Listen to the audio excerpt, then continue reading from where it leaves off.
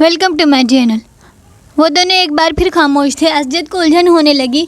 Umama इतनी गमगो नहीं थी जितनी वो इसके सामने हो जाती थी। पिछले आधे घंटे में इसने गिनती के लफ्ज़ बोले थे। वो इसे बचपन से जानता था। वो बहुत खुश मिजाज थी। इन दोनों की निस्बत ठहराए जाने के बाद भी इब्तदाई साल में इसमें कोई तब्दीली नहीं आई थी। असजद को इससे बात करके खुशी महसूस होती थी। वो भला के हाजिर जवाब थी, मगर पिछले कुछ सालों में वो एकदम बदल गई थी। मेडिकल कॉलेज में जाकर तो ये तब्दीली और भी ज़्यादा महसूस होने लगी थी। असजद को बाज़ दफ़ा यूँ महसूस होता जैसे इससे बात करते हुए वो हद दर्जे मोहतात रहती है। कभी वो उलझी हुई महसूस होती और कभी इसके लहजे में अजीब सी सर्द महरें महसूस होती। इसे लगता वो जल्द से जल्द इसे छुटकारा पाकर इसके पास से उठकर चली जाना चाहती है। इस वक्त भी वो ऐसा ही महसूस कर रहा था।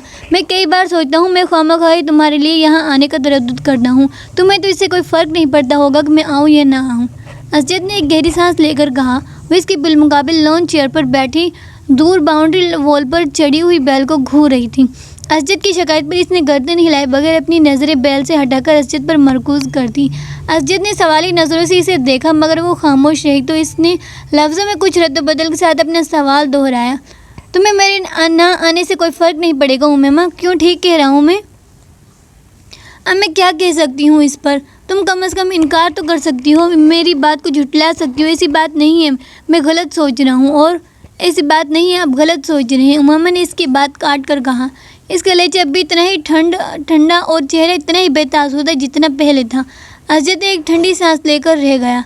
हाँ, मेरी दुआ और ख्वाहिश तो यही है कि ऐसा ना हो। मैं वाकई गलत सोच रहा हूँ, मगर तुमसे बात करते हुए मैं हर बार ऐसा ही महसूस करता हूँ। किस बात से आप ऐसा महसूस करते हैं? इस बार पहली बार असजद की इसकी आवाज़ में कुछ नाराज़गी झलकती हुई महसूस हुई। बहुत सी बातों से तुम मेरी किसी बात का ढंग से जवाब ही नहीं देती। हालांकि मैं आपकी हर बात का ढंग से जवाब देने की भरपूर कोशिश करती हूँ, लेकिन अब अगर आपको मेरे जवाब पसंद ना आए तो मैं क्या कर सकती हूँ?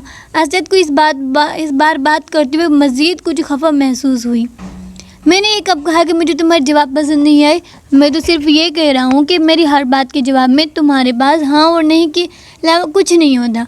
बाज़ दफ़ा तो मुझे लगता है मैं अपने आप से बातें कर रहा हूँ।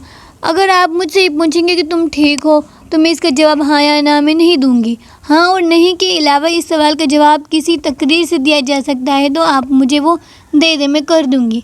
वो बिल्कुल संजीदा थी। हाँ और नहीं के साथ भी तो कुछ कहा जा सकता है, और कुछ नहीं तो तुम जवाबन मेरे हाल ही पूछ सकती हो। मैं आपका क्या हाल पूछूं? ज़ाहिर है अगर आप मेरे घर आए हैं, मेरे सामने बैठे मुझसे बातें कर रहे हैं, तो इसका वाज़ह मतलब तो यही है आप ठीक हैं, वरना आप इस वक्त अपने घर बिस्तर पर पड़े होते।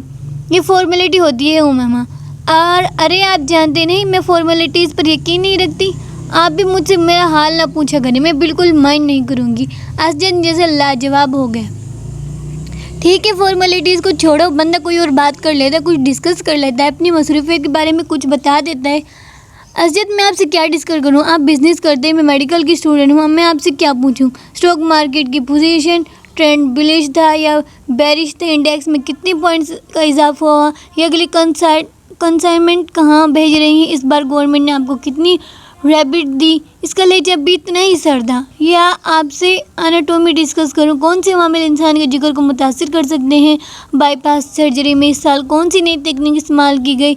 दिल की धड़कन बहाल करने कितने से कितने वोल्ट का इलेक्ट्रिक शॉक दिया जा सकता है? तो हम दोनों की मसरूफियत तो ये है। अब इनके बारे में डिस्कशन से आप और मैं मोहब्बत और बेतकल्लुफ़ी की कौन सी नई मंजिलें तय करेंगे, वो मेरी समझ से बाहर है। असजद का चेहरा सुर्ख हो गया। अब वो इस लम्हा को कोस रहा जब इसने उमामा से शिकायत की थी। और भी तो मसरूफियत होती है इंसान की। असजद ने कदरी कमज़ोर लहजा में कहा। नहीं, पढ़ाई के अलावा मेरी तो और कोई मसरूफियत नहीं। उमामा ने कतई से सर हिलाते हुए कहा। पहले भी तो हम दोनों आपस में बहुत सी बातें करते थे। उमामा ने इसकी बात काट दी। पहले की बात छोड़िए, अब मैं वक्त ज़ाया करना अफोर्ड नहीं कर सकती। हैरत मुझे आप पर हो रही है। आप बिजनेस मैन होकर इतनी मेजोर इमोशनल सोच रखते हैं। आपको तो खुद बहुत प्रैक्टिकल होना चाहिए। असजद कुछ बोल ना सका। हम दोनों के दरमियान जो रिश्ता है वो हम दोनों जानते हैं।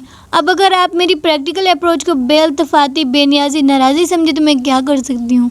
आपके साथ यहाँ बैठी हूँ तो इसका मतलब यही है कि मैं इस रिश्ते को अहमियत देती हूँ, वरना कोई अजनबी तो इस तरह यहाँ मेरे साथ बैठकर चाय नहीं पी सकता। वो इस लम्हे के लिए रुकी।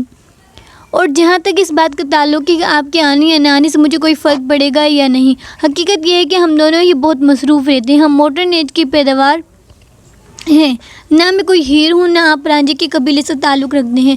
میرے لیے گھٹنوں پہ یہ فریضہ سر انجام دے۔ سچ یہ ہے کہ فرق واقعی نہیں پڑتا کہ ہم دونوں ملیں یا نہ ملیں، باتیں کریں یا نہ کریں، ہمارا رشتہ وہی رہے گا جو اب ہے۔ یا آپ کو لگتا ہے کہ اس میں کوئی تبدیلی آ سکتی ہے؟